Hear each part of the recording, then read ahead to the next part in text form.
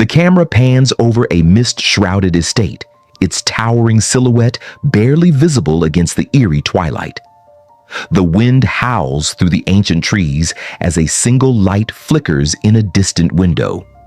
A muffled scream echoes across the empty halls. Then silence. A woman is found dead, her body draped in moonlight, but the truth lies hidden beneath layers of fear and betrayal. Can the truth be uncovered before it vanishes, like the shadows? Stay with us as we unravel the dark secrets of the Verney family. Don't forget to like, share, and subscribe for more mysteries that will keep you on the edge of your seat. The truth awaits. Chapter 1. A night of unsettling silence. The night was unusually still in the small English village of St. Clair's Cove. The kind of stillness that seemed to press against your chest, urging you to breathe quietly, as if the night itself were holding its breath. The full moon hung low in the sky, its cold, pale light spilling over the landscape like a silken shroud, transforming the familiar into something otherworldly. At the edge of the cliffs, the old Verney estate stood in its full grandeur, an imposing structure that had seen generations come and go. Its silhouette, dark against the silver light, was a monument to a time long past. Within the estate's walls, Lady Eleanor Verney had retired early that evening, or so it seemed. The staff had gone to bed, the candles snuffed out, and only the distant sound of the sea breaking against the rocks provided a steady, soothing rhythm to the night. But at exactly midnight, the silence was shattered by a scream, a sharp, agonizing wail that echoed across the estate like a cry from the depths of a nightmare.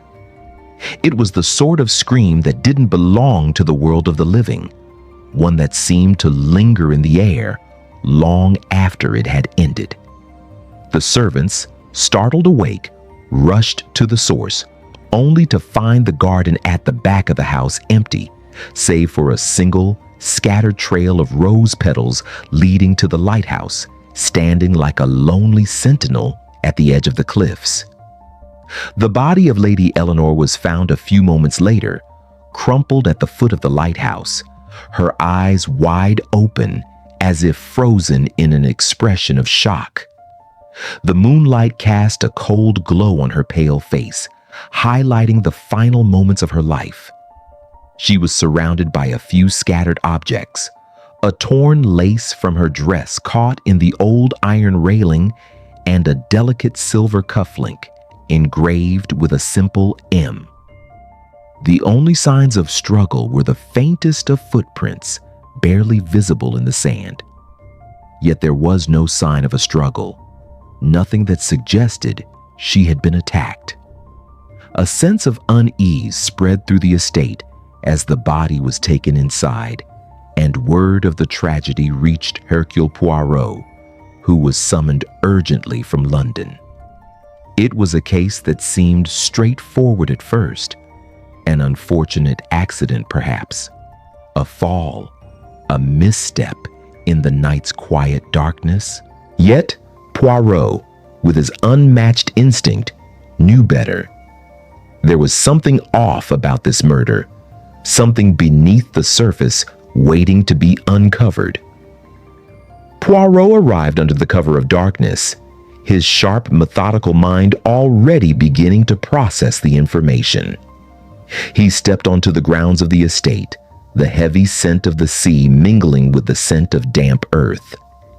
The moon above seemed to follow him, casting long shadows as if it, too, were watching him carefully, waiting for him to solve the puzzle that lay before him. As he examined the scene, Poirot first noticed the body. Lady Eleanor's face, though pale, was serene, almost too serene for someone who had been the victim of an unexpected death. Her eyes, wide open and unblinking, held a strange calmness, a lack of fear, as if she had already accepted whatever fate had befallen her. Poirot's gaze then shifted to the cufflink, which was in plain sight, but too perfectly placed, almost deliberately. Why had the killer, if indeed it was murder, left this detail so exposed? The M engraved on the cufflink seemed of little importance, but Poirot's experience told him it was anything but trivial. He reached down and gently picked it up, turning it over in his hand.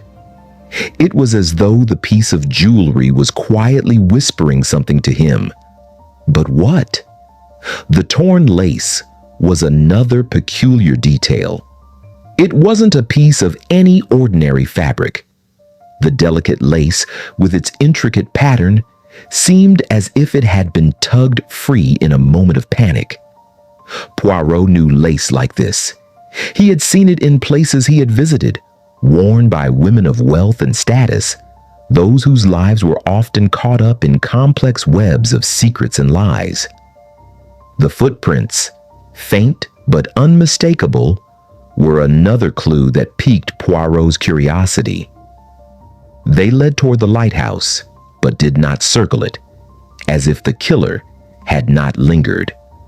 The moonlight cast long shadows that distorted the true size of the prints, making it difficult to determine whether the steps belonged to a man or a woman. Was the killer a member of the Verney family or an outsider? Poirot stood for a moment in silence, his hands clasped behind his back, his sharp eyes taking in the entirety of the scene. Something was off, but he couldn't quite place it. He turned and looked toward the house, where the lights flickered dimly in the windows. The tragedy of Lady Eleanor's death felt like a deep wound in the estate's history, and yet Poirot knew this was not a simple death. This was a murder wrapped in the quiet elegance of the night, a mystery waiting to be unraveled.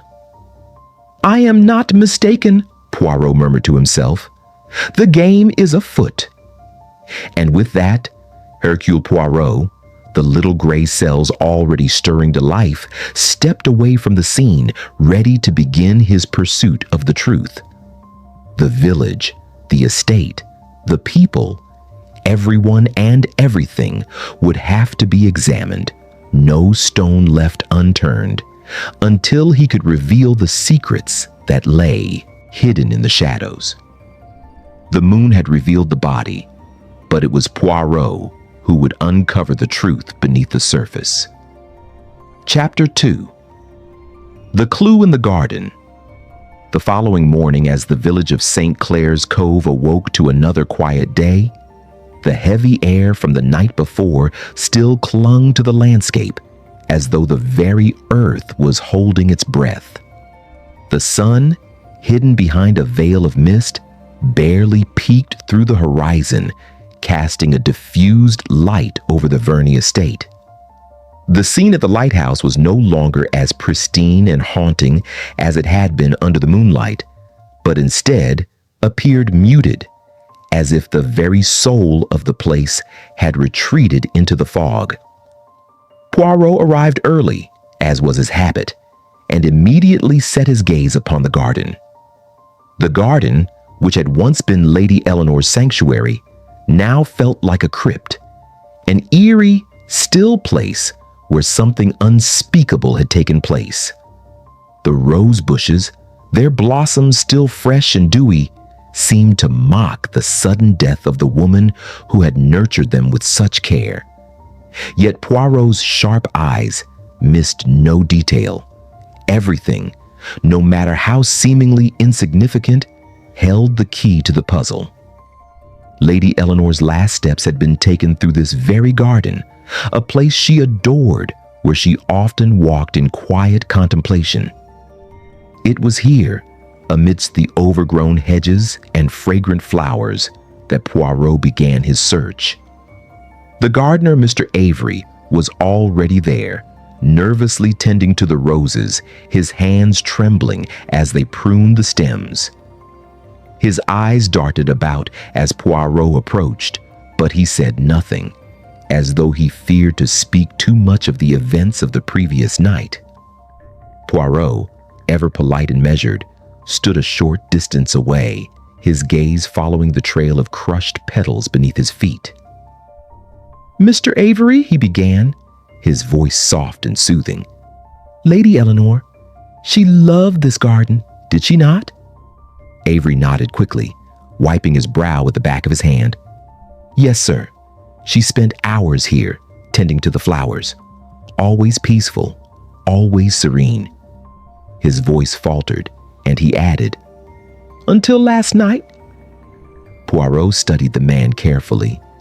There was something in his tone that betrayed more than simple grief. His eyes flickered to the garden path as he spoke, an uneasy twitch in his movements. Poirot's mind sharpened, but he did not press the matter further. Yet. Instead, Poirot bent down to examine the ground, his fingers brushing through the soft earth, and there, partially buried beneath the damp soil, he found something that made his heart quicken. A small, silver object, glinting in the dull morning light. It was a cufflink, its surface slightly scratched, but unmistakable. As he picked it up, Poirot turned it over in his hand and saw it was engraved with a simple letter, M. He glanced back at the gardener, who had stiffened slightly, his expression unreadable. Poirot raised an eyebrow, but said nothing.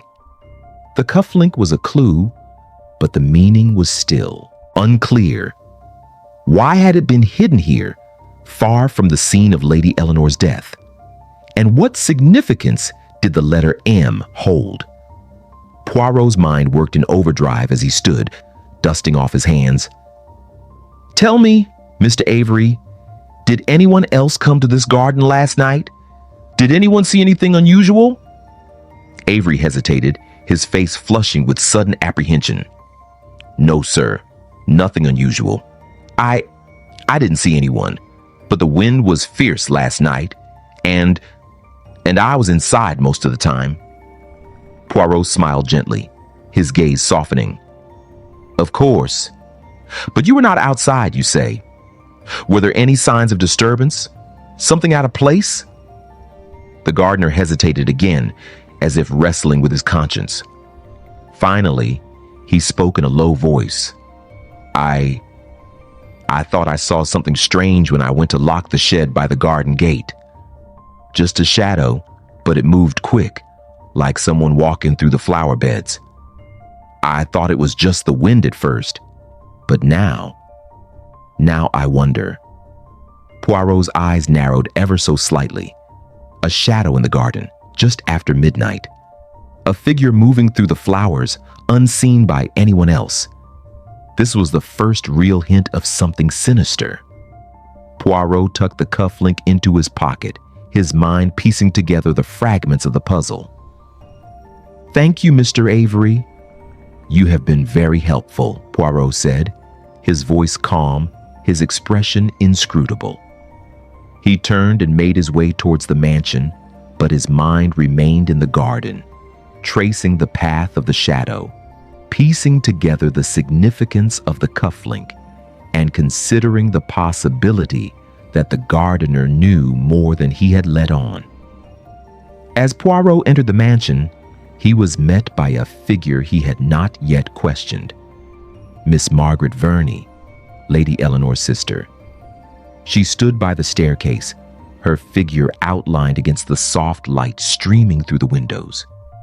She was composed, but her eyes, though veiled, betrayed a deep well of sadness. Poirot stepped toward her, his usual smile absent, replaced by the intensity of his focus. "Madame, I trust you are well this morning?" Margaret nodded, but her hands fidgeted with the lace of her gloves, an unconscious movement that Poirot did not miss. I am as well as one can be under the circumstances. It has all been such a shock. My sister," her voice faltered, but she quickly regained her composure. Poirot studied her closely. There was a tension in her posture, a rigidity in her movements that spoke volumes. She was anxious, perhaps more than grief alone would explain. "Madame, if I may," Poirot began, his voice low. "There is a clue I found in the garden, a cufflink bearing the letter M. I wonder if it might mean something to you." Margaret's eyes flickered to his face, and for a brief moment, Poirot saw something that looked almost like fear. Fear quickly masked by a blank mask of composure. She paused, her lips pressed tightly together. I cannot say. My sister was very fond of fine things. Perhaps it was hers, she said, her voice steady, but Poirot detected the slightest tremor. The soft, soothing atmosphere of the mansion suddenly felt heavy, laden with unspoken tension. Poirot was not fooled. There was something here, something hidden beneath the surface. The delicate dance of conversation, of polite but tense words, had begun. Margaret, too, was a piece in this puzzle, but whether she was the key or a red herring, Poirot could not yet say. As the day wore on, Poirot's mind swirled with the mystery. The garden, the cufflink, the shadow, every detail pointed toward one thing. Lady Eleanor's death was no accident. Someone had carefully orchestrated this tragedy, leaving behind subtle clues, each one designed to nudge Poirot closer to the truth. But who? Poirot stood by the window, gazing out at the garden, where the roses swayed gently in the breeze.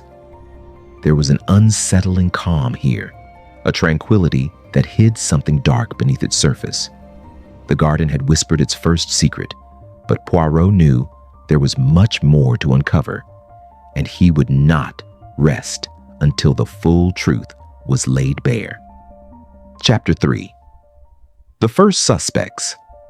The morning light poured through the heavy drapes of the drawing room, casting a warm golden hue that seemed to comfort the house in its time of grief.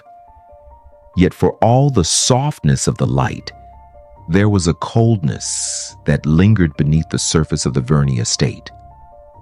Hercule Poirot, ever the observer, noticed the way the family members, though in mourning, seemed distant. Distant not just from each other, but from the very air around them. It was as though a wall had been erected between them and the rest of the world, a wall built from years of secrets and untold stories. Poirot stood in the center of the room, examining the faces before him with the kind of keen awareness that only he possessed. The family was gathered in the drawing room, as they had been the night before, but this time the mood was different, tense, expectant, as if each person knew they were being scrutinized under a magnifying glass. First was Lord Charles Verney, the widower, whose demeanor was one of controlled frustration.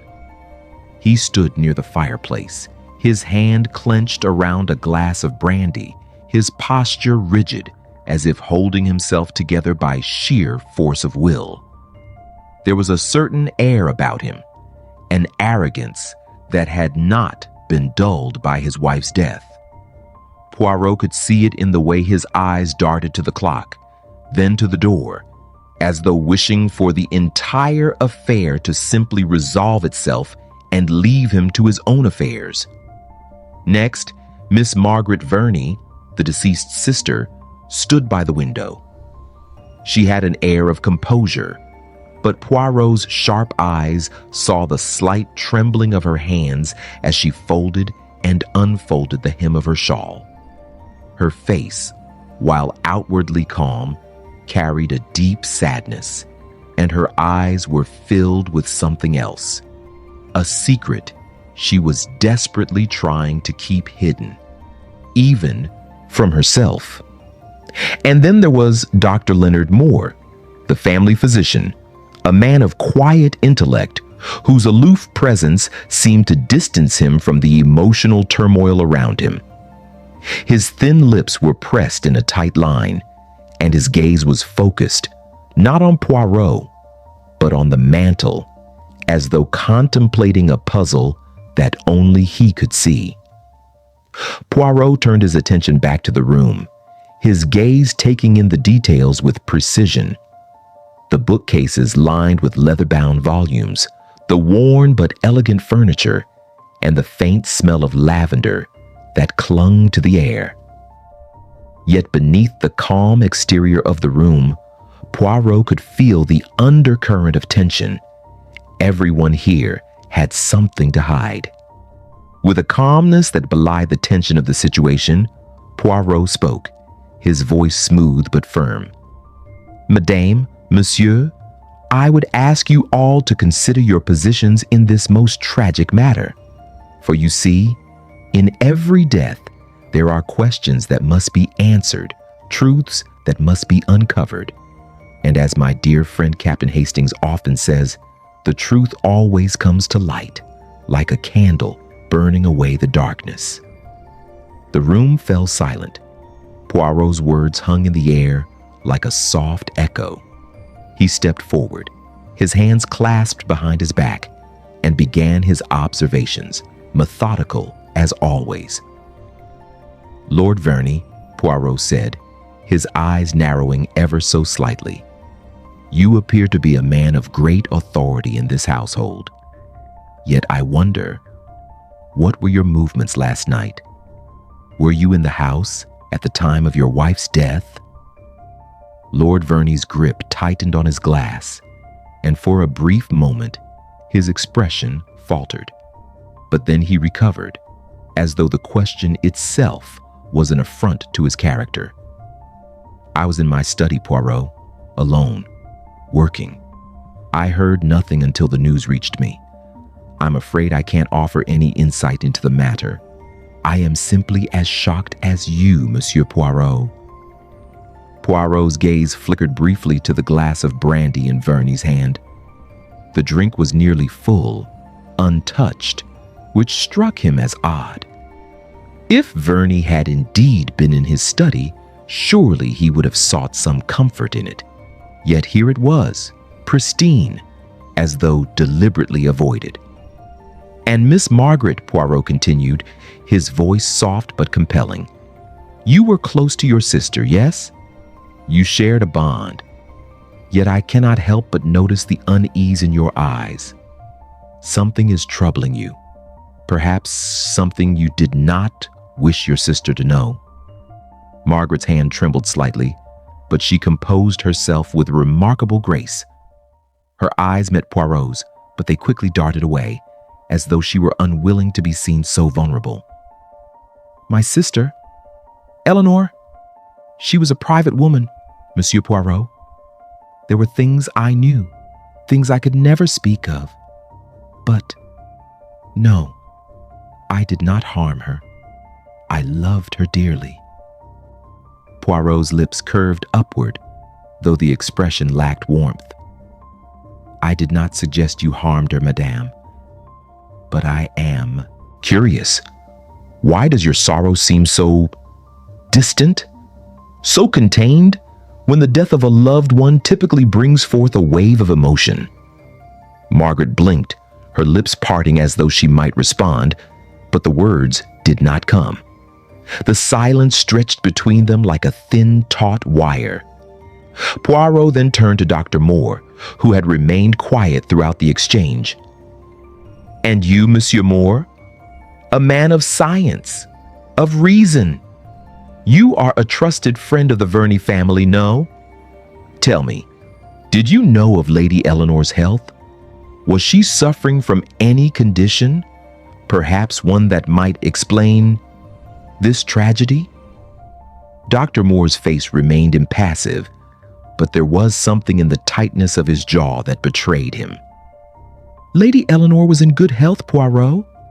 There was nothing that should have caused her death, nothing that would suggest a natural cause." Poirot's eyes narrowed. "Yet you, Monsieur Moore, seem strangely distant from the grief of her passing. as though the loss did not stir you in the way one might expect. Might I suggest that your relationship with Lady Eleanor was not as professional as you claim? Dr. Moore's lips pressed together even tighter, and for the briefest moment, Poirot caught the glimmer of something in his eyes, a flicker of guilt, perhaps, or something deeper still. Yet as quickly as it appeared, it vanished behind his carefully constructed mask of neutrality. "Perhaps we are all burdened by our own ghosts, Poirot," Moore said quietly, almost as if to himself, before turning his gaze back to the mantel. Poirot allowed the silence to linger a moment longer, his mind racing with possibilities. These three, Verney, Margaret, and Moore, each had something to hide. But what? What had they each known about Lady Eleanor's death, and how far would they go to protect their secrets? As Poirot surveyed the room, his eyes shifted from one suspect to the next, his little gray cells already working overtime, piecing together fragments of behavior, words, and actions. The puzzle was far from complete, but Poirot had no doubt. This was only the beginning. The truth, though hidden, was beginning to reveal itself, layer by layer. The air in the room felt thick, charged with an unspoken tension, and Poirot knew that, though he had made progress, the most important revelations still lay ahead. Chapter 4. The Whispering Winds of the Past. The morning light had softened, the fog that clung to the estate slowly lifting as the sun stretched higher in the sky. Yet the mood in the Verney house remained heavy, as if the very walls were bearing the weight of untold stories.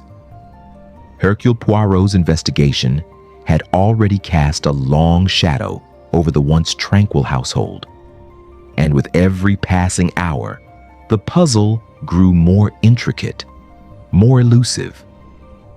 Poirot, with his usual composure, had retired to the library, a room filled with the scent of aged paper and polished wood.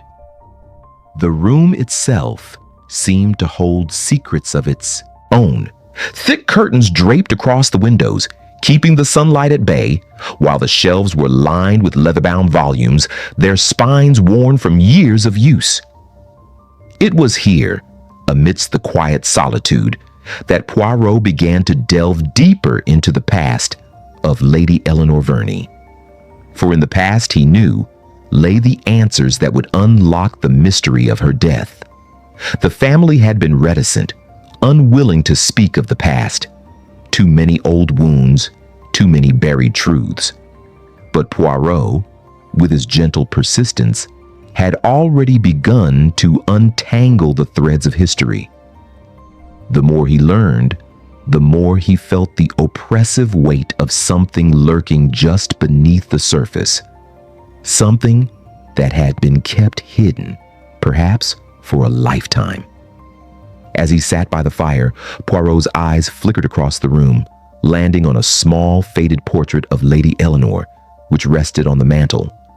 Her gaze was serene, composed, yet there was a hint of something, an uncertainty in her eyes, as though she carried a burden no one else could see. Poirot turned his attention to the desk beside him, where a small stack of letters sat untouched.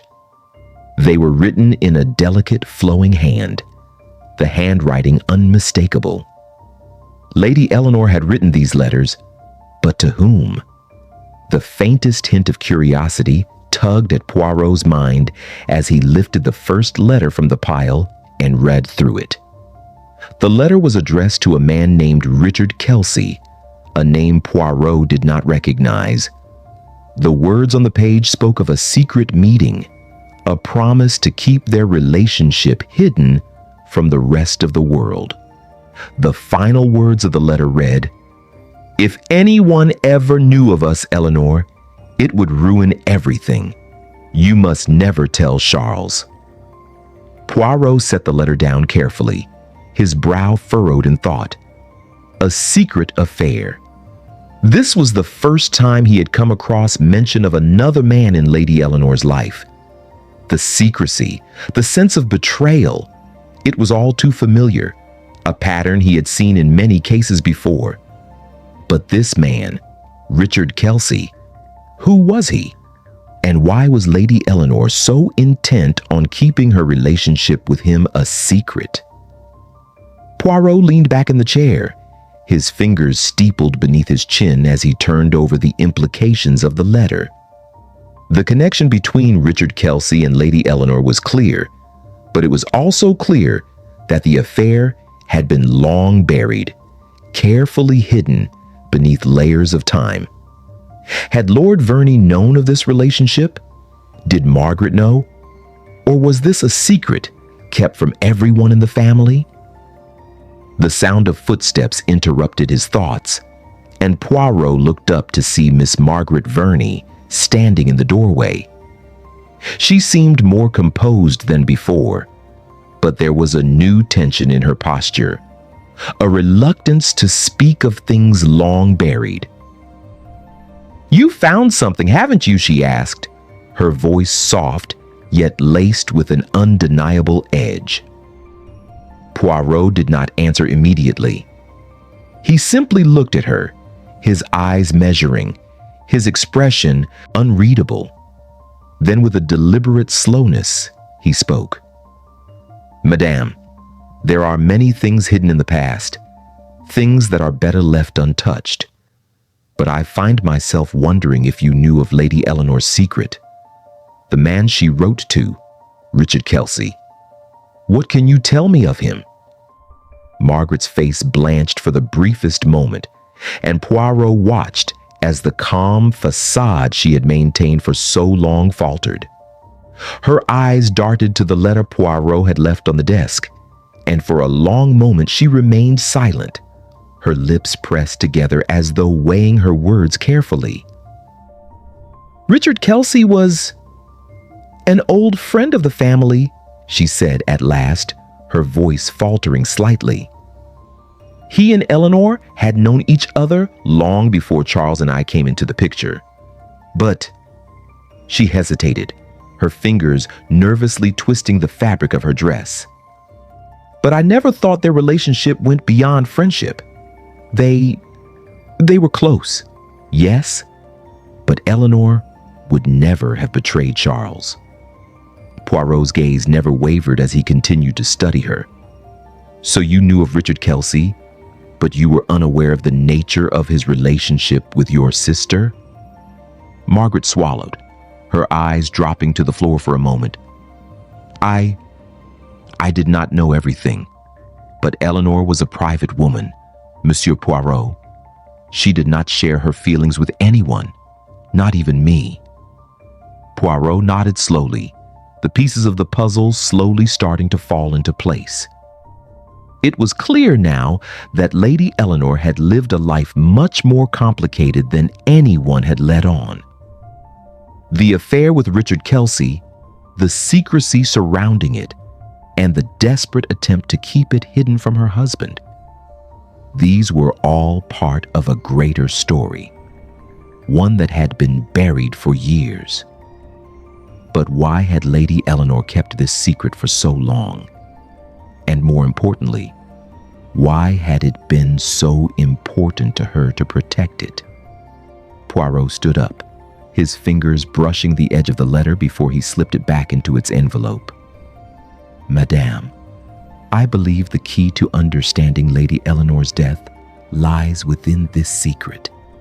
Her affair with Richard Kelsey, I suspect, is not merely a romantic entanglement. There is more to it, something darker that has yet to be revealed." Margaret's face twisted with confusion and fear. "What do you mean, Monsieur Poirot? What could be darker than a simple affair?" Poirot's lips curled into a small, enigmatic smile. "Ah, Madame Love, passion, betrayal, they are but pieces of the puzzle. But sometimes the past holds shadows that linger far longer than we realize. Lady Eleanor's secret has been buried for years, but it is rising to the surface now, and I have no doubt that it is connected to her death." Poirot turned toward the door, his voice taking on a softer tone. "You will tell me everything, madame. It is not just your sister's memory at stake now, but the very truth of what happened." Margaret stood still, her face pale as she watched Poirot leave the room. The words she had left unsaid hung in the air, a heavy burden she could no longer avoid. But what could she tell him? And how much of Lady Eleanor's secret was she willing to reveal? As Poirot walked down the hallway, his mind raced with the implications of the letter. Richard Kelsey was not just a shadow from the past. He was someone who had lived on in Lady Eleanor's memory, someone whose presence was felt even in her final moments. But who was Richard Kelsey really? And what part had he played in Lady Eleanor's untimely demise? Poirot had begun to understand that the story of Lady Eleanor's death was far from simple. The secrets of the past were beginning to surface, and with them, the chilling realization that nothing in this case was as it seemed. Chapter 5. The Lighthouse at Midnight. The evening settled gently over St. Clair's Cove, the horizon slowly blending into shades of purple and gold, the air heavy with the scent of salt water. The Verney estate, a grand structure on the edge of the cliffs, appeared bathed in the last vestiges of sunlight. Yet beneath its beauty and quiet elegance, the house was thick with secrets, and Hercule Poirot felt them pressing closer with each passing hour. Poirot had spent the day in conversation with the household staff, piecing together stories that didn't quite align. The clues were scattered, and every face he encountered seemed to mask something just beneath the surface. But it was the lighthouse, standing tall at the edge of the estate grounds, that called to him now. Something about its steadfast, solitary presence felt like a symbol, a marker in this twisted puzzle he had yet to solve. As the evening deepened, Poirot decided to revisit the lighthouse. He had walked its path earlier in the investigation, but now, under the shroud of darkness, there was a quiet pull that beckoned him once again. Perhaps it was here, in the isolation of this forgotten place, that the final pieces of the puzzle would begin to fall into place. The wind had picked up, howling against the rocks below, sending a chill through the air that seemed to bite at the skin. Poirot walked along the winding path, the gravel crunching beneath his boots, and the soft sound of the waves crashing below in rhythmic whispers. The sound was soothing in its way, like a lullaby, but Poirot could not ignore the sense of unease that had settled in his chest. Arriving at the foot of the lighthouse, Poirot paused. The towering structure loomed above him, casting long shadows in the moonlight. There, at the base, a figure emerged from the darkness. A familiar one? Miss Margaret Verney, her silhouette barely visible against the pale glow of the moon, stood as if waiting for him. "Madame." "It is you," Poirot said, his voice cutting through the wind like a soft murmur. Margaret turned, her face unreadable, though the faintest hint of tension flickered in her eyes. "I didn't expect you to come back here, monsieur." "Poirot," she said quietly, her voice barely audible over the roar of the wind. "But I suppose you have your reasons." Poirot studied her carefully. Her presence here, at this hour, was unsettling, much like the lighthouse itself. There was something about it that felt deliberate, something she was holding back. "Indeed, madame. There is always a reason to return to the scene of a crime, to revisit the place where the mystery began. And this lighthouse, it seems, holds more answers than we might first believe. Margaret's gaze shifted nervously to the base of the lighthouse. What do you mean, Monsieur Poirot? Poirot glanced at her and then at the lighthouse, his mind working swiftly. It is said that the lighthouse guides ships safely through the storm, but it is also a place of isolation, a place where one can be alone with their thoughts, thoughts that can easily become dangerous. Margaret's lips pressed into a thin line, and for a moment she said nothing, as if contemplating whether to speak. But Poirot's presence was unwavering, and in that quiet, tense space, she finally spoke. I often came here to think, to escape, she confessed, her voice barely above a whisper. You see, Eleanor, she was not always happy. There were things about her marriage that troubled her deeply, and sometimes she would come here to clear her head. Poirot's heart quickened at her words. The mention of Eleanor's unhappiness, her desire to escape, was another piece of the puzzle, one that Poirot had suspected but never fully understood. And Richard Kelsey? Poirot asked gently, not wanting to push too hard, but unable to ignore the connection. Was he the one who brought her here?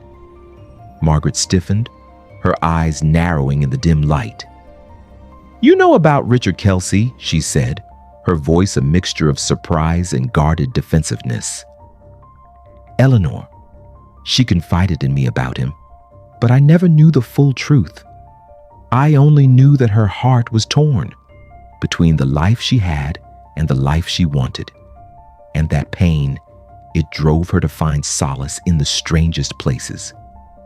Poirot took a step closer, his voice soft but firm. And here, madame, in this lighthouse, did she ever speak of anything more? Anything that might connect her to her death? Margaret hesitated, her gaze drifting to the ground. For a moment, Poirot could almost see the weight of her thoughts, the guilt, the fear, and the uncertainty that clung to her like a shadow. Finally, she spoke, her voice trembling with the weight of her confession. I don't know if I should tell you this, Margaret said, her eyes wide with a quiet desperation. But there was someone else who came to the lighthouse that night. Someone Eleanor had not seen in years, but someone who had a hold on her heart. It wasn't just Richard Kelsey. There was another man who meant something to her. Poirot's heart skipped a beat. Another man? The pieces were beginning to fit together, but this new revelation cast a shadow of doubt over the entire investigation. Who was this man, madame? Margaret swallowed hard, her breath catching in her throat. It was Charles, her husband, Lord Verney. They were not the couple they appeared to be, Monsieur Poirot. Their marriage was complicated, full of things that were never spoken aloud. I think Eleanor loved him, but there were things that made her fear him. He had a way of controlling her, of keeping her close while pushing her away at the same time. Poirot absorbed her words carefully, his mind racing. A complicated marriage, a secret lover, and the haunting presence of a lighthouse. This was no simple case of infidelity.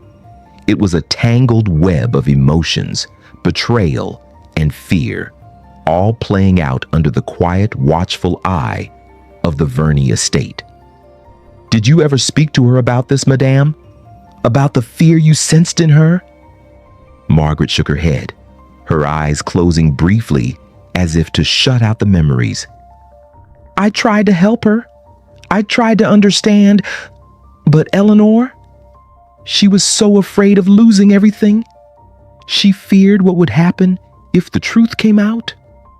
And now Her voice faltered as she met Poirot's gaze. "Now I'm afraid it's too late."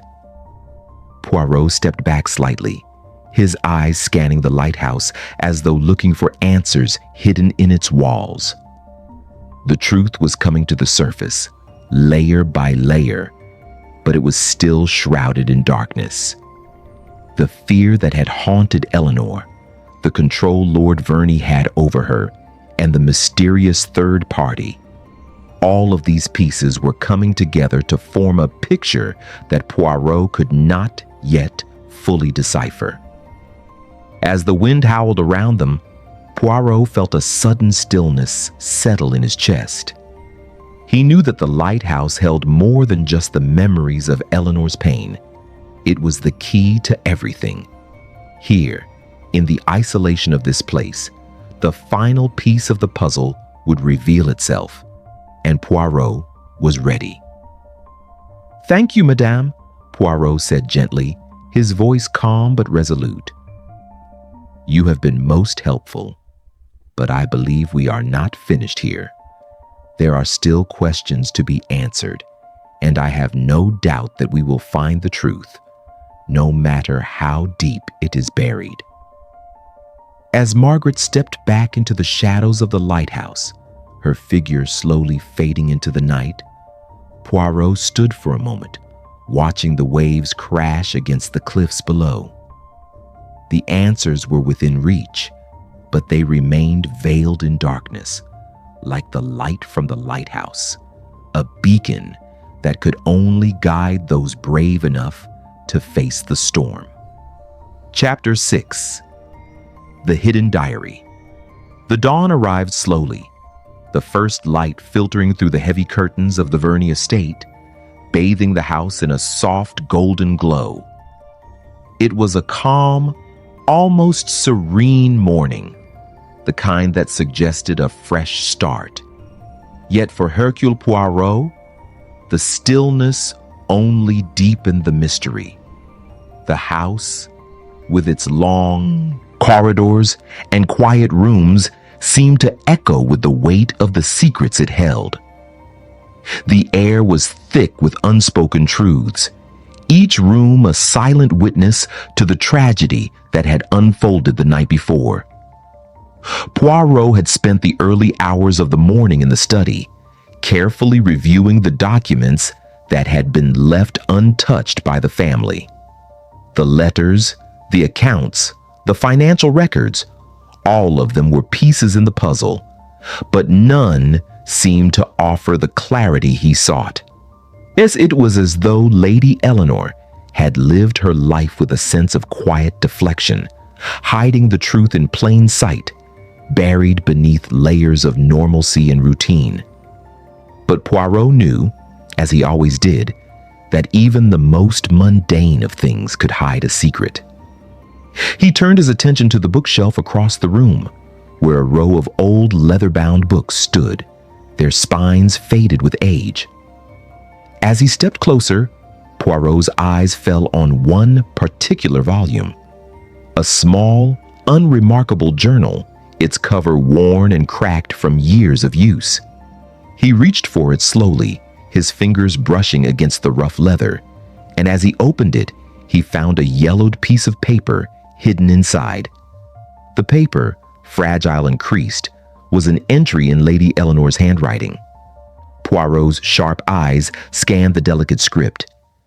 "It is only a matter of time before everything I've worked for is destroyed. I feel as though I am drowning, caught between two worlds, one that promises freedom and one that keeps me bound to the past. If only I could escape. But how? The walls close in, and I fear I have no way out." Poirot read the words several times, each time uncovering a layer of despair in Lady Eleanor's thoughts.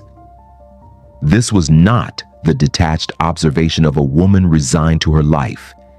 It was the cry of someone trapped, someone who feared for their safety, for their future.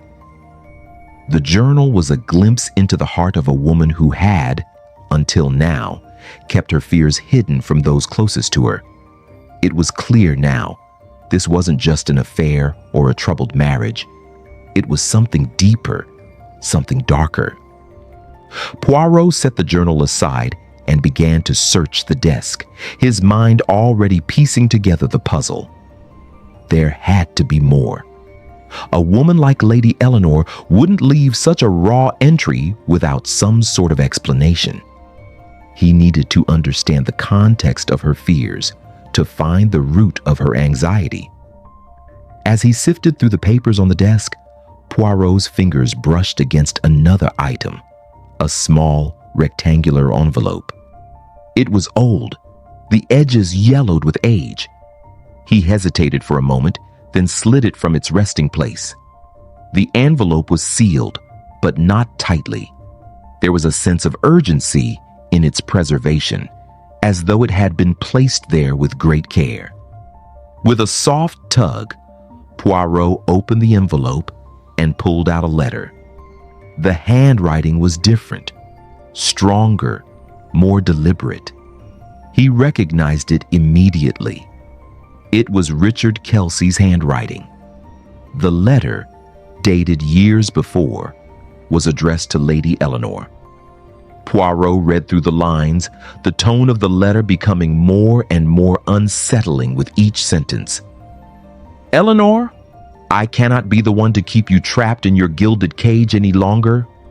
You must leave him. You must come to me, and we will start anew. There is no other way. You know this. The walls are closing in, and we both know that Charles will not allow us the life we deserve. But I will not let you go. Not now. Not ever. Do not worry about the consequences. I will protect you, as I always have. But the time to act is now. We cannot wait any longer. Come to me. Richard." Poirot's fingers tightened around the letter as he absorbed the weight of Kelsey's words. This was not just a love letter. It was a demand, a threat cloaked in the language of passion. Richard Kelsey had known the stakes of their affair, and he had been willing to act on it, no matter the cost. He had been urging Eleanor to leave her husband, to escape the suffocating walls of her life. But why? And why had she not followed through? Poirot's mind churned as he considered the possibilities.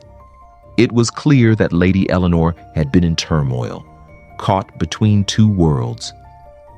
Richard Kelsey's letter and the entry in her journal painted a picture of a woman on the brink, one who had seen no escape from the life she had built with Lord Verney. But why hadn't she acted on Kelsey's plea? Was it fear? Was it loyalty to her husband? Or was there something else, something darker, that had kept her trapped? Poirot looked back at the journal, the entry speaking volumes about the internal struggle Lady Eleanor had endured.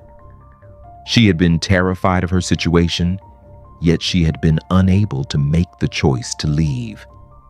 It was a cruel dichotomy, her desire for freedom, tempered by an equally powerful fear of the consequences. But then a thought occurred to Poirot, a small detail that had been lurking at the back of his mind ever since he had arrived at the estate. He stood up and walked over to the window, gazing out at the vast estate grounds. The garden, the lighthouse, everything was so carefully arranged, so meticulously cared for. Yet in all of this, there was a sense of coldness, a feeling that something was being overlooked. Poirot's gaze narrowed as he remembered the torn lace he had found at the lighthouse, the cufflink with the M engraving, and the strange distance between Lord Verney and his wife. Could it be that Lady Eleanor had tried to escape once before? Had she attempted to leave, only to be stopped by someone? Perhaps her husband? Had Lord Verney been aware of the affair and taken action to prevent it from tearing their world apart? The puzzle was slowly coming together, but there was still so much left unsaid, so many questions that remained unanswered. The more Poirot uncovered, the more he realized that Lady Eleanor's death was not just a crime of passion. It was a carefully orchestrated plan, a culmination of years of lies and deceit, secrets too dangerous to be spoken aloud. And yet, despite the growing sense of danger that surrounded the Verney family, Poirot remained calm. He knew that the answers were within reach. The truth, though buried beneath layers of fear and betrayal, would soon be revealed. It always was. He closed the journal and letter carefully, placing them back in their respective places. There was still much work to be done, but Poirot had no doubt that the final pieces of the puzzle were beginning to fall into place. With a soft sigh, Poirot turned toward the door. "The game is nearly over," he murmured to himself, "and soon the truth shall be known." Chapter 7. The Confrontation. The day had drawn to a close, and the fading light of the evening stretched long across the Verney estate. A deep quiet had settled over the house, too quiet, too still, as if the mansion itself was holding its breath. The garden outside, still fragrant with the lingering scent of roses, seemed to watch over the estate like a guardian. And yet, within the house, something more ominous loomed, something that threatened to fracture the delicate peace of the family. Hercule Poirot, standing by the window in the study, looked out across the grounds, his mind sharp with the anticipation of what was to come. The pieces of the puzzle were nearly complete. He had uncovered the hidden truths, the secret letters, the whispered fears. He knew that this evening would be the culmination of everything he had uncovered. Poirot turned away from the window and moved toward the door, his movements deliberate. The house felt different now, charged with tension, the very walls heavy with the weight of the secrets that had been exposed. He had already spoken to each of the family members, probing their actions, their words, their very presence. There was one final confrontation to be had, and Poirot knew that only when the truth was laid bare would the veil of deception be lifted. He made his way down the corridor, his footsteps muffled by the thick carpet. As he approached the drawing room, the soft murmur of voices drifted to him. The family was gathered, as they had been on several occasions before. But tonight, something was different. The air was thick with unspoken tension. Poirot stepped into the room with his usual calm presence, his gaze sweeping over the assembled faces. Lord Charles Verney stood by the fireplace, his fingers tracing the rim of a glass, his eyes fixed on the flames. Miss Margaret Verney sat on the chaise longue, her posture straight, but her hands trembling ever so slightly in her lap.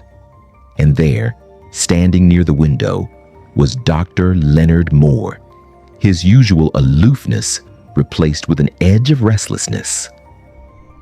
The room fell silent as Poirot entered, and for a moment, no one spoke.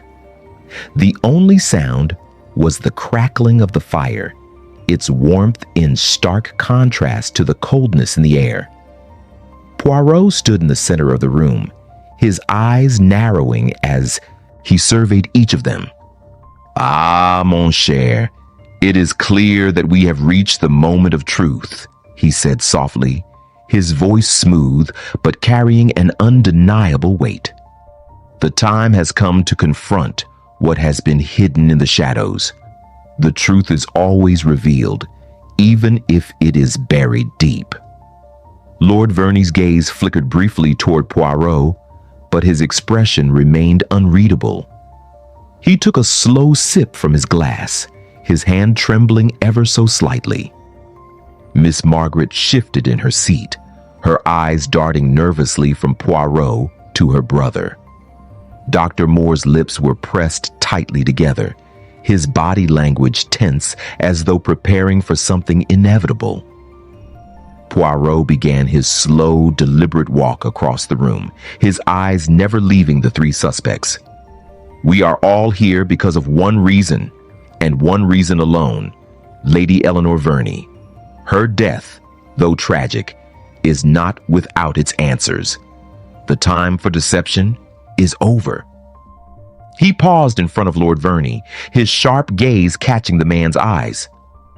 "Monsieur Verney, I must confess that your attempts to distance yourself from the tragedy of your wife's death have not gone unnoticed. You claim to have been in your study at the time of her demise, but the evidence suggests otherwise. Your actions, your attempts to avoid the inevitable confrontation with your wife's life, have only led to more questions." Lord Verney's jaw clenched, but he said nothing. Poirot's words had struck a chord, and the silence that followed was filled with unspoken tension. Poirot then turned his attention to Miss Margaret. "And you, madame, you have played your part in this drama, whether you intended to or not.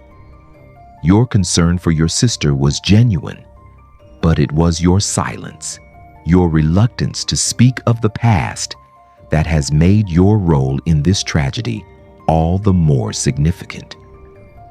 Margaret's eyes flickered with something darker, but she remained silent, her hands folding in her lap, betraying her calm facade. Poirot stepped back and turned his gaze to Dr. Moore. "Ah, Monsieur Moore, you have been the most elusive of them all. A man of science, a man of reason.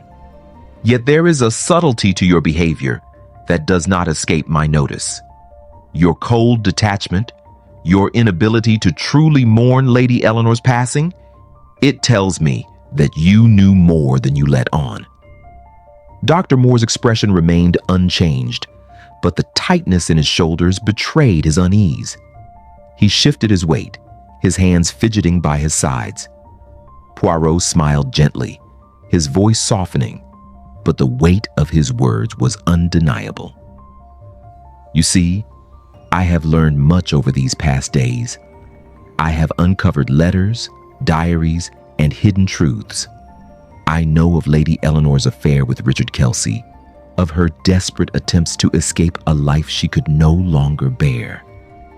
But I also know that there was more, so much more." He paused, letting the silence settle around them, the weight of his words lingering like a heavy fog.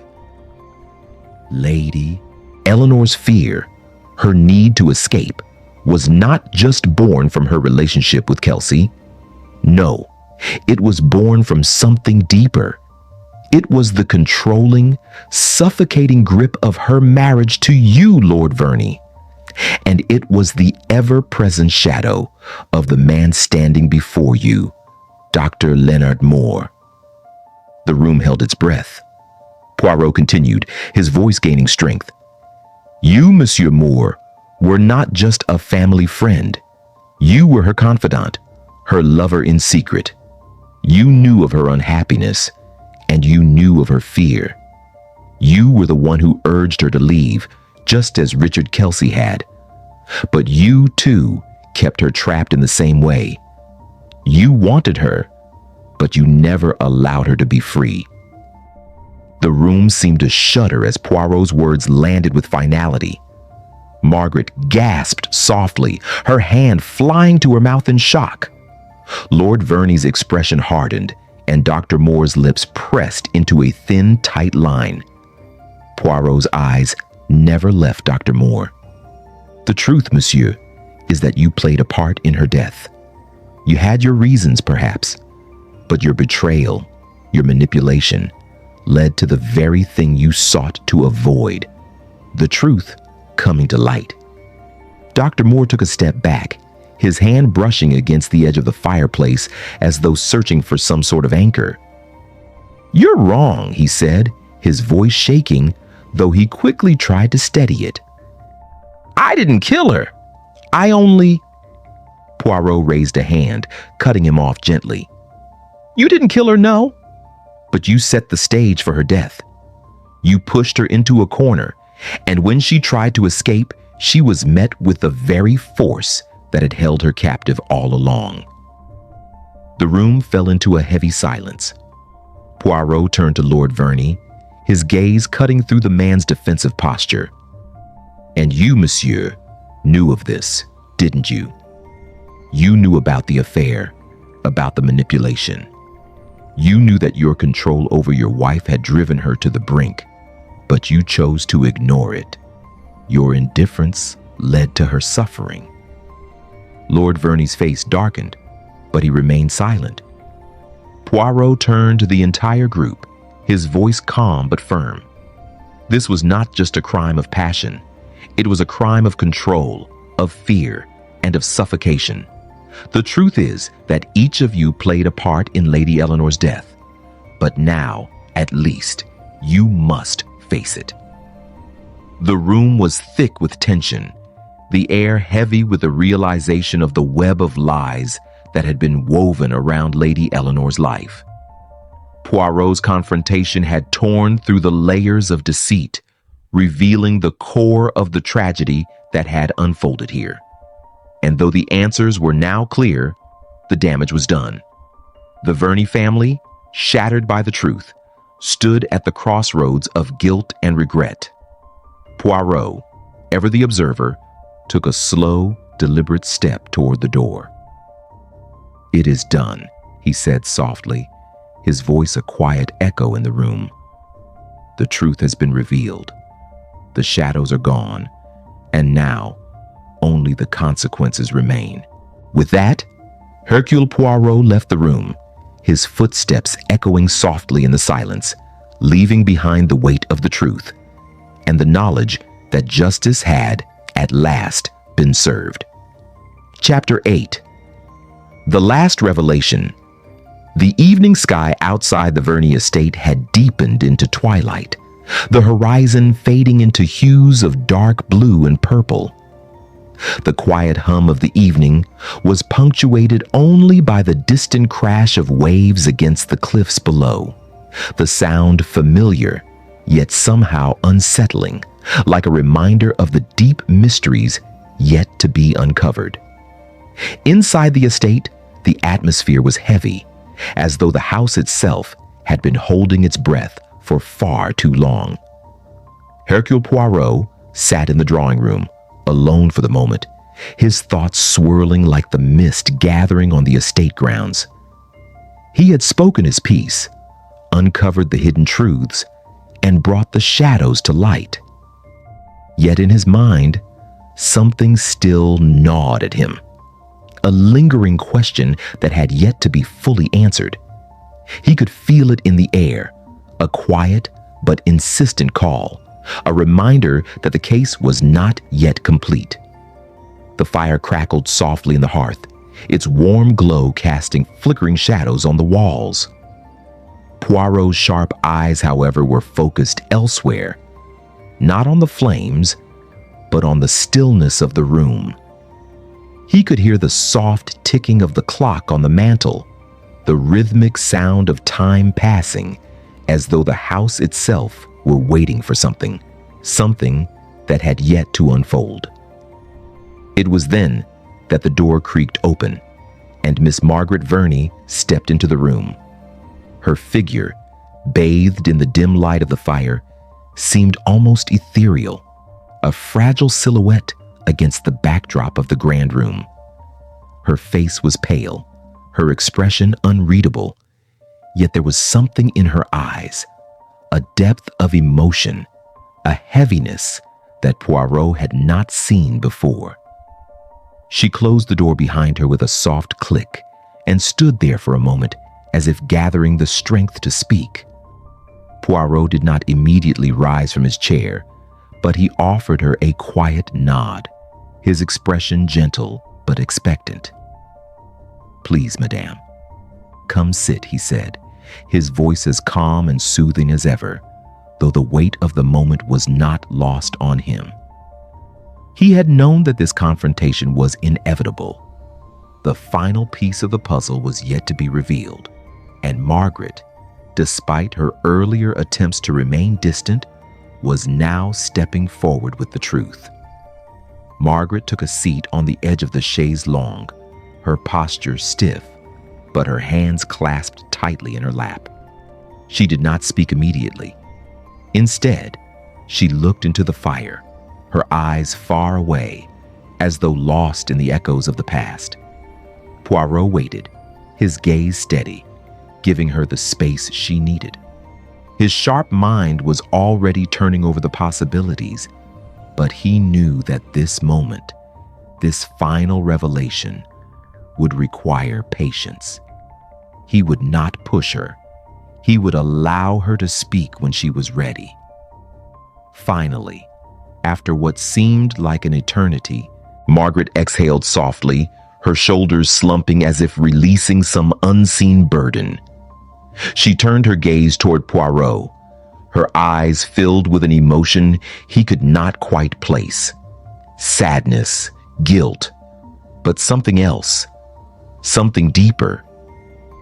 "I couldn't leave it like this, Monsieur Poirot," she said, her voice barely above a whisper, thick with emotion.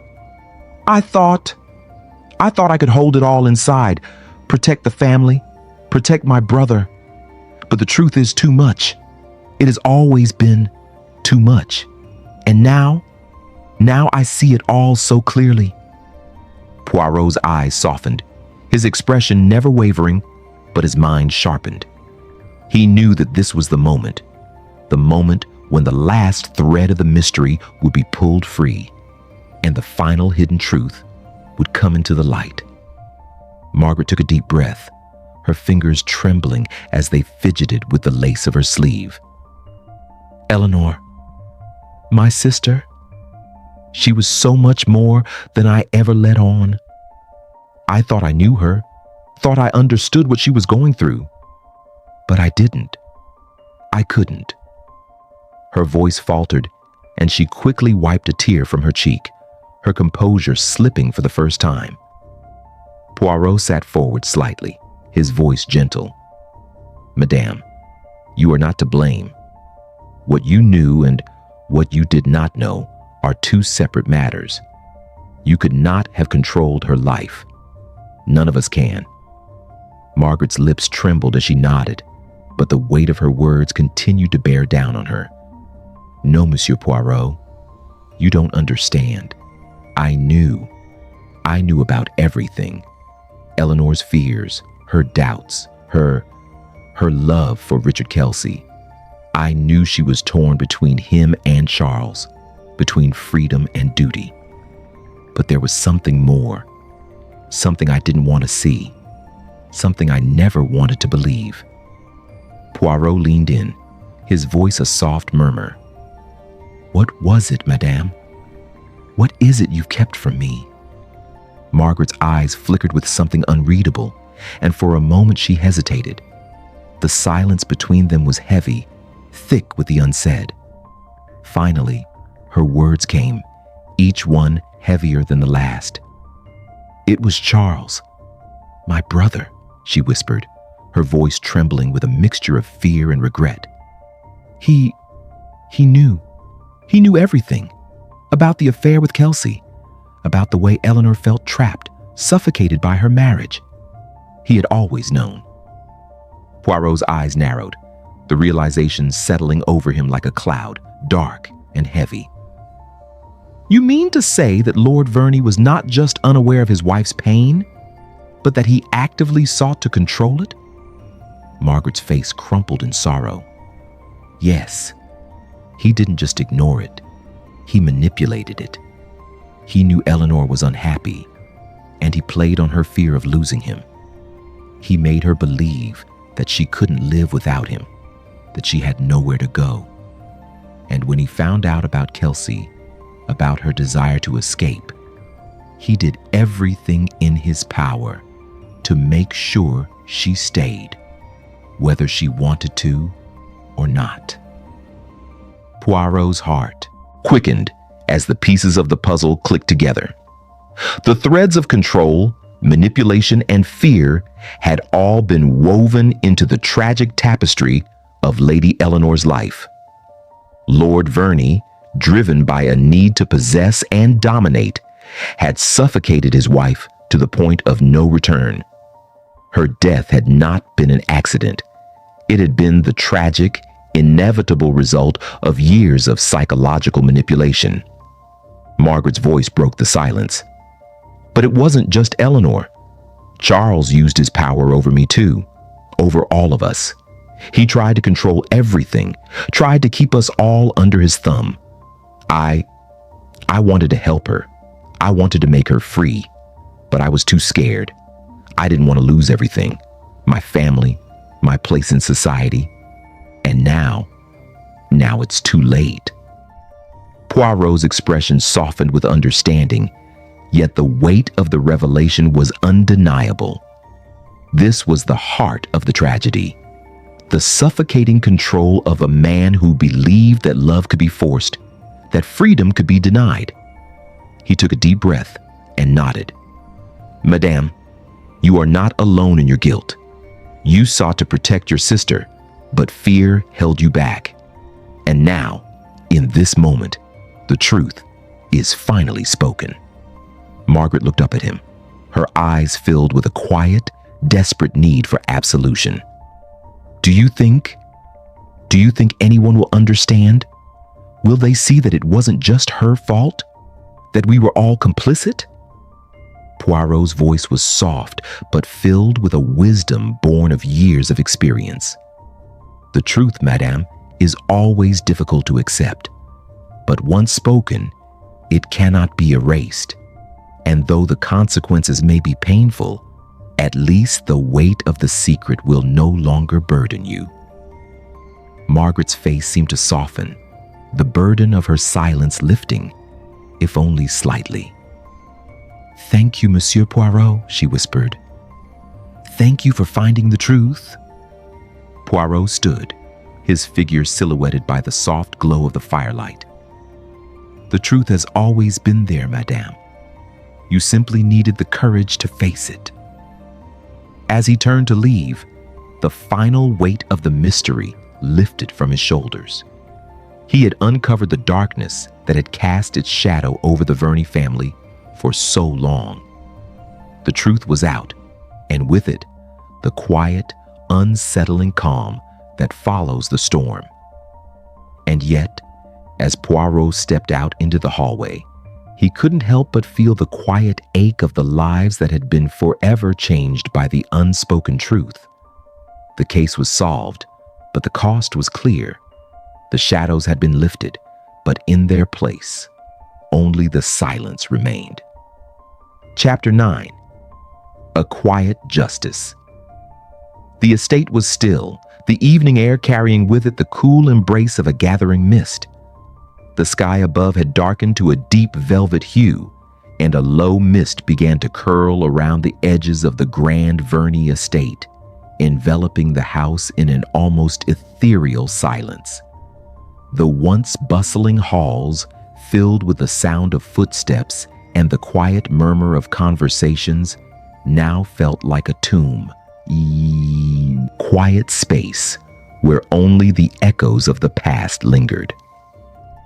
Hercule Poirot stood alone in the drawing room, his eyes reflecting the flickering light of the fire as it danced against the hearth. He had returned to the heart of the estate, where the final chapters of this intricate tale were now unfolding. The revelations had been made, the secrets unearthed, and the web of deceit had finally been unraveled. Yet despite the clarity of the answers, there remained a quiet, almost melancholy atmosphere in the room. Poirot had done what he did best. He had peeled back the layers, exposed the hidden truths, and now, with everything laid bare, it was time for justice to take its course. But justice, as Poirot knew well, was not always as simple as handing down a verdict.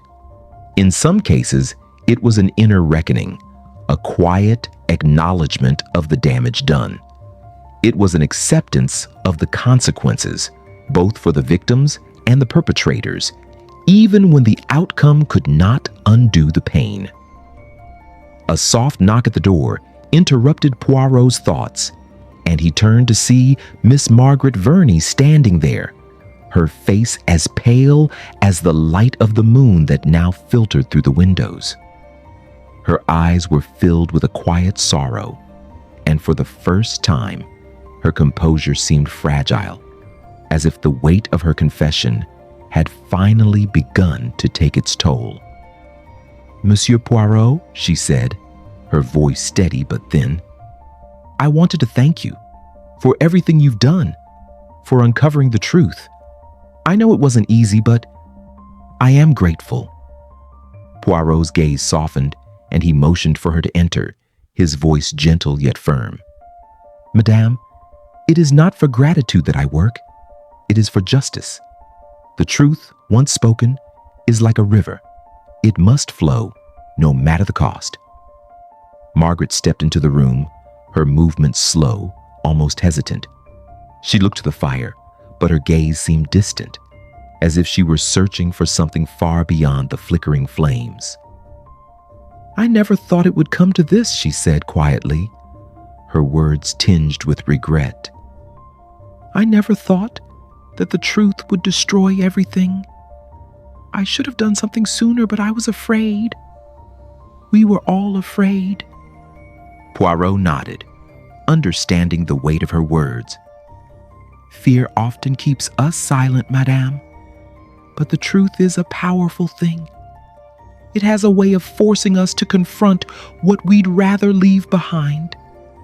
Margaret took a deep breath, her hands clasped in front of her. Do you think Charles will ever understand? Will he see what he did to her? To all of us?" Poirot's expression softened, though there was a quiet sadness in his eyes. "Your brother, madame, is a man of great pride, a man whose need for control and dominance has clouded his judgment for years. But whether he understands or not, the consequences will be his to face. No one can escape the truth forever." There was a brief silence between them, filled only by the soft crackling of the fire. Poirot could feel the weight of the moment, the finality that had settled into the room, like the calm after a storm. The air, heavy with unspoken emotions, seemed to wrap itself around them both, cocooning them in a space of reflection. Margaret finally broke the silence, her voice small but steady. Do you think Eleanor would have been happy if she had lived? If she had been free?" Poirot turned to her, his expression thoughtful. "Madame, freedom is not always the answer we seek. It is a delicate thing, freedom, fragile and fleeting. Eleanor, as I understand her, was not looking for escape as much as she was seeking peace. She wanted peace in her heart, a peace that had eluded her for too long." He paused for a moment, choosing his words carefully. "But in the end, she did find a form of peace. It is not the kind that she might have hoped for, but perhaps it is the only peace that could come from a life so fractured." Margaret's face crumpled slightly at his words, the weight of her sister's death still lingering in her heart. "And what about Charles? What will happen to him now?" Poirot's voice grew somber. "Your brother, madame, will face the consequences of his actions. It is not for me to determine his fate. The law will take its course, as it always does. But no punishment can undo the damage that has been done. It will be for him to reckon with himself, and for you to decide how much of him you wish to keep in your life." Margaret nodded slowly, her eyes downcast, as if processing the weight of those words. After a long moment, she spoke again, her voice a whisper. "I don't know what I'll do now. I don't know how to move forward." Poirot gave her a kind, understanding smile. "Madame, moving forward is never easy, especially when we have been complicit in things we wish we could undo. But you will find your way.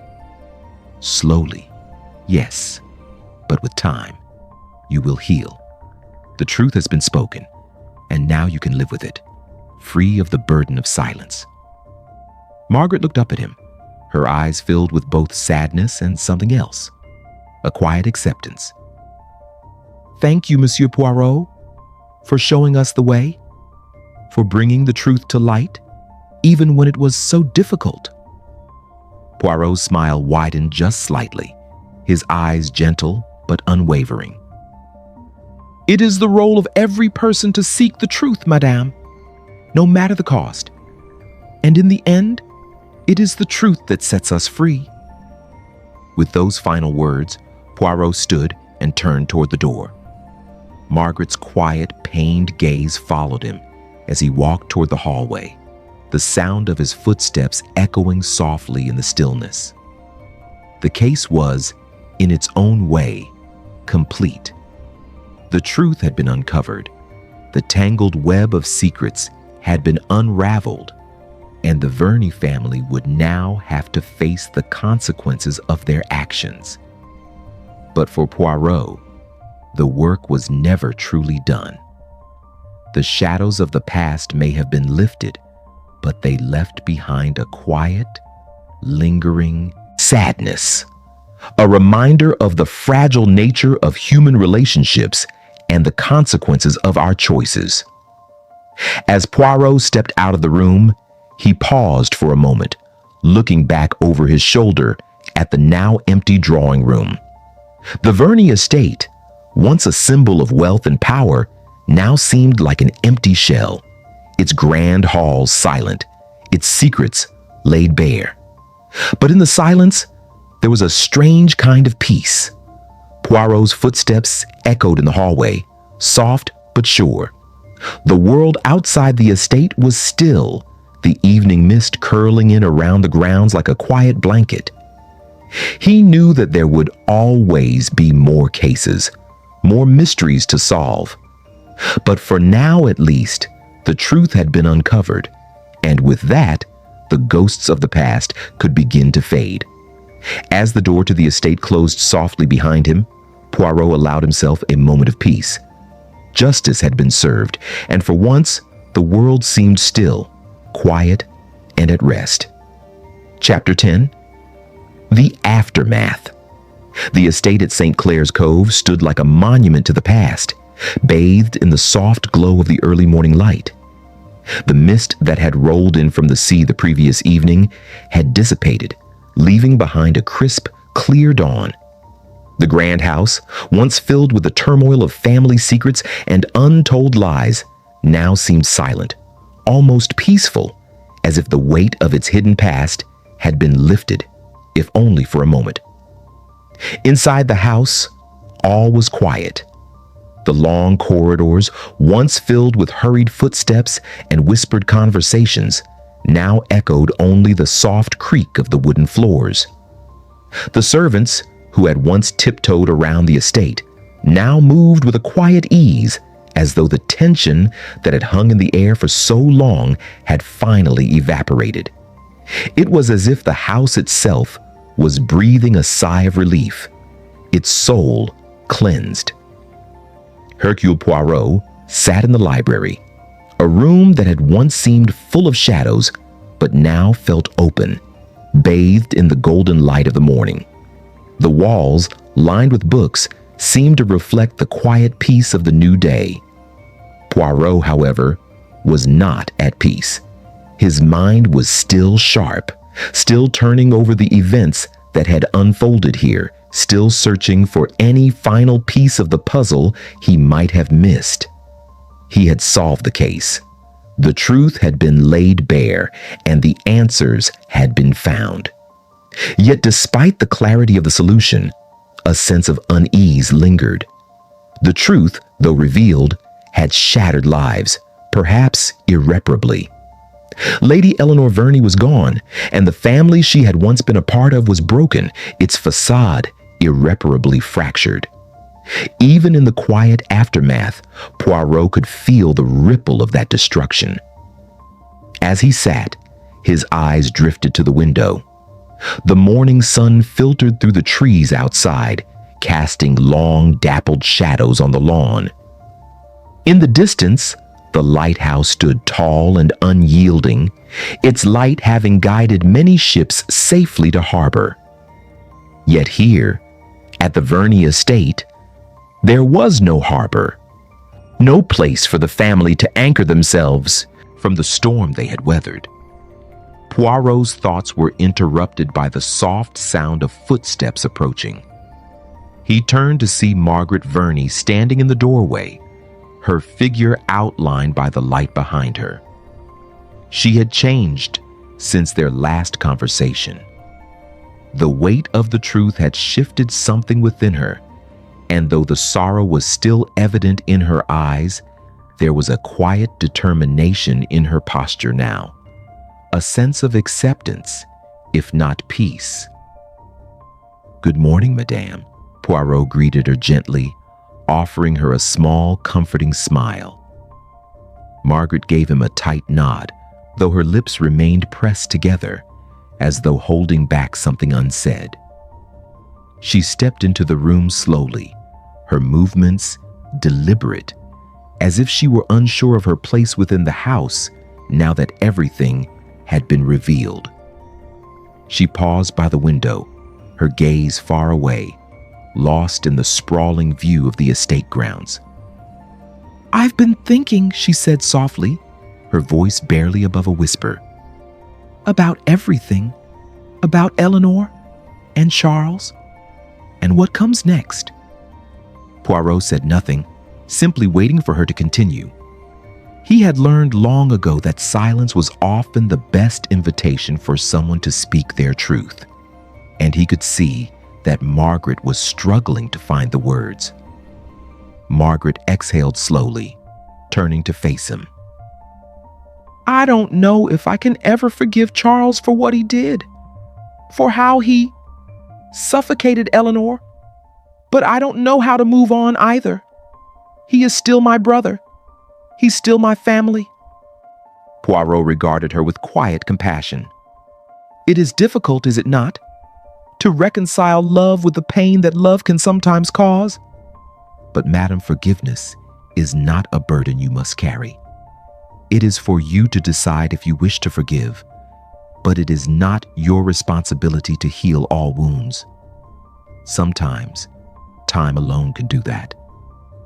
Margaret's lips trembled as she nodded, her eyes filling with tears that she quickly blinked away.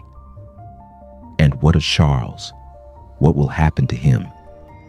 Poirot's gaze softened as he studied her, his voice calm but firm.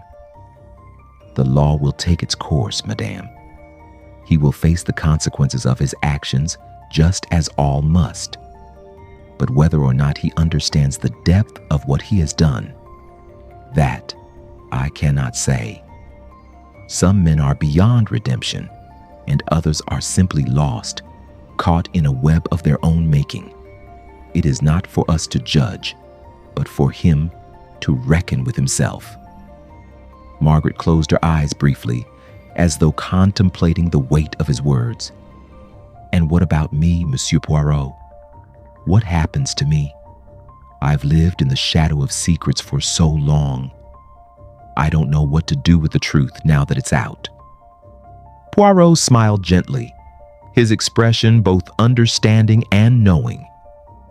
"You, madam, must find your own path. The truth has been spoken, and though it may be difficult to live with, it is also a freedom. The weight you carried, the silence you kept, these are no longer yours to bear. You must live for yourself now, free of the burden of keeping others' secrets." There was a long pause, and in that silence, Poirot could feel the weight of everything that had come before. The darkness, the lies, the manipulations, they had all led to this moment. But now, it was over. The storm had passed, and the estate stood in the soft, quiet light of a new day. Margaret's expression softened, the tears in her eyes fading as a small but genuine smile tugged at the corners of her lips. "Thank you, Monsieur Poirot, for everything." Poirot's smile was small but sincere. "It is not I who should be thanked, madame. It is you who found the courage to face the truth. The credit lies with you." Margaret nodded, her shoulders lifting slightly as though a weight had been lifted. She looked out the window again, her gaze softening as she took in the view. The estate, though still a symbol of everything that had gone wrong, also represented the possibility of new beginnings, of healing. Poirot rose from his chair and approached the window, standing beside her. Together they looked out at the grounds. The quiet, still beauty of the estate seemed to reflect their shared understanding, an understanding that though the truth had caused pain, it had also set them free. "The truth, Madame," Poirot said softly, "is like a river. It flows, it changes the landscape, but it always moves forward. You too must move forward." Margaret's eyes met his, and for the first time, there was a glimmer of something new in her gaze, something hopeful. As Poirot stepped toward the door, he turned to her one last time. "I trust, Madame, that you will find your peace in your own time." Margaret nodded silently, her figure standing tall as the first rays of sunlight broke through the clouds, casting a warm glow over the estate. The truth had been revealed, the past had been acknowledged, and now, in this quiet moment, there was a sense of closure. The family's secrets had been unearthed, but in their place, there was a quiet justice, a peace that, though hard-won, would finally allow for healing. Poirot stepped out into the cool morning air, the mist now entirely gone, leaving only the soft, golden light of a new day in its wake. The case was closed. The answers had been found, and with them, the burden of silence had been lifted. In the distance, the lighthouse stood tall, its light still shining steadily, a symbol of hope and guidance in the ever-changing world. And with that, Hercule Poirot walked away from the Verney estate, his mind already turning to the next case, the next mystery. But for now, in this quiet moment, he knew that the truth had been uncovered, and in the quiet aftermath, justice had finally been served.